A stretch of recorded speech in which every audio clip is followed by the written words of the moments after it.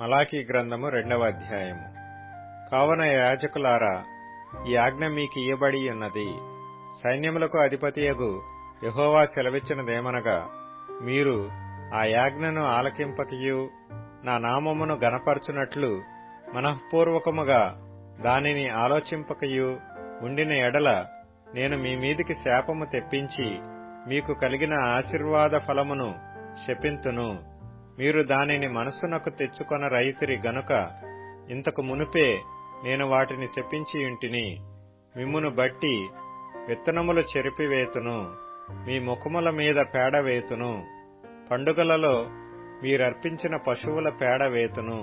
పేడ ఊడ్చివేసిన స్థలమునకు మీరు ఊడ్చివేయబడుదురు.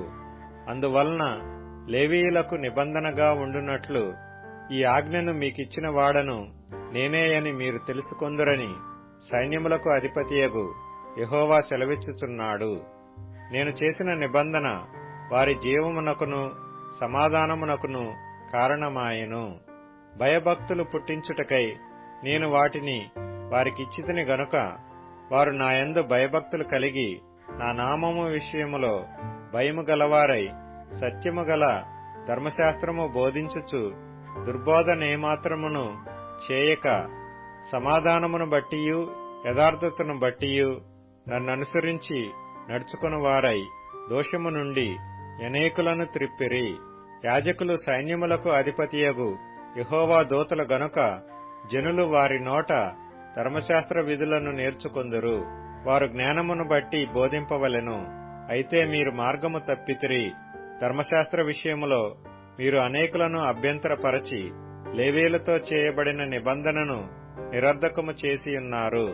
నా మార్గములను అనుసరింపక ధర్మశాస్త్రమును బట్టి విమర్శించుటలో మీరు పక్షపాతులు గనుక జనులందరి దృష్టికి మిమ్మును తృణీకరింపదగిన వారినిగాను నీచులుగాను చేసియున్నాను అని సైన్యములకు అధిపతియగు యెహోవా సెలవిచ్చుచున్నాడు.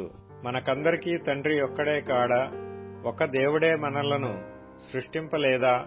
ఇలాగుండగా ఒకరి ఎడల ఒకరము ద్రోహము చేయిచు మన పితరులతో చేయబడిన నిబంధనను మనమెందుకు తృణీకరించుచున్నాము? యూదావారు ద్రోహులైరి. ఇశ్రాయేలీల మధ్య యెరూషలేములోనే హేయక్రియలు జరుగుచున్నవి. యూదావారు యెహోవాకు ప్రియమైన పరిశుద్ధ స్థలమును అపవిత్రపరచి అన్యదేవత పిల్లలను పెండ్లి చేసుకొనిరి. యాకోబు సంతతి వారి డేరాలలో నుండి మేల్కొలుపు వారిని పలుకువారిని సైన్యములకు అధిపతియగు యెహోవాకు నైవేద్యము చేయువారిని యెహోవా నిర్మూలము చేయను. మరియు రెండవసారి మీరాలాగుననే చేయుదురు. యెహోవా బలిపీఠమును మీరు ఏడ్పుతోనూ కన్నీళ్లతోనూ రోదనముతోనూ తడుపుదురు.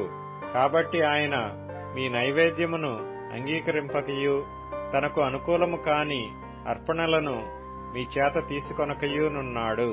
అది ఎందుకని మీరడుగగా, యవ్వన కాలమందు నీవు పెండ్లి చేసుకుని అన్యాయముగా విసర్జించిన నీ భార్య పక్షమున యెహోవా సాక్షి ఆయను.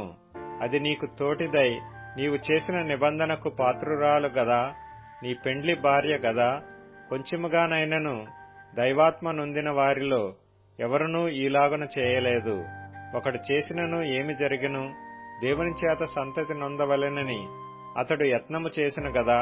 కాగా మిమ్మును మీరే జాగ్రత్త చేసుకుని యవ్వనమున పెండ్లి చేసుకొనిన మీ భార్యల విషయములో విశ్వాసఘాతకులుగా ఉండకుడి. భార్యను పరిత్యజించుట నాకు అసహ్యమైన క్రియ అని ఇశ్రాయేలీల దేవుడగు యెహోవా సెలవిచ్చుచున్నాడు. మరియు ఒకడు తన వస్త్రములను బలాత్కారముతో నింపుట నాకసహ్యమని సైన్యములకు అధిపతియగు యెహోవా సెలవిచ్చుచున్నాడు. కాబట్టి మీ మనసులను కాచుకొనిడి, విశ్వాసఘాతకులు కాకుడి. మీ మాటల చేత యెహోవాను ఆయాసపెట్టుచు దేనిచేత ఆయనను ఆయాసపెట్టుచున్నామని మీరడుగుచున్నారే? దుర్మార్గులు యెహోవా దృష్టికి మంచివారు. వారి యందు ఆయన సంతోషపడును. లేక న్యాయకర్తయగు దేవుడు ఏమాయను అని చెప్పుకొనుట చేతనే మీరాయనను ఆయాసపెట్టుచున్నారు.